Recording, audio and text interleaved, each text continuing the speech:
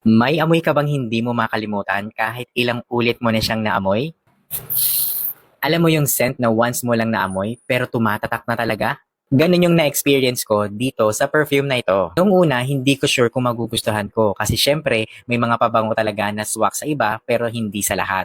Pero grabe, nung tinaray ko to, ibang level, lalo na pag tumatagal na siya sa'yo. Ang bango niya, hindi matapang, hindi sobrang tamis, parang perfect balance lang, classy pero fresh. Totoo. Alam mo yung feeling na parang bagong ligo ka buong araw kahit sobrang init sa labas? Ganon. At ang pinaka gusto ko dito, kahit simpleng labas lang or date night, hindi ka mapapahiya sa amoy mo. Parang lagi kang ready makisalamuha, confident at preskong presko. Totoo.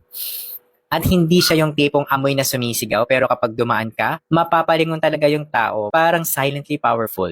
Kaya naman para sa akin, this perfume, swak na swak. Ang sarap gamitin, lalo na kung gusto mong mag-stand out nang hindi ka nag-e-effort. Eh paano ka ba naman makakabili nito? Huwag ka mag-alala dahil nilagay ko to sa aking yellow basket. Basta mag-follow ka muna sa akin, mag-subscribe ka, mag-comment ka, mag-heart ka, ilagay mo na rin ako sa iyong favorites at share mo na rin. Kaya naman ikaw, anong klase ng amoy ang gusto mong tumatak sa mga tao kapag dumadaan ka? I-comment mo nga.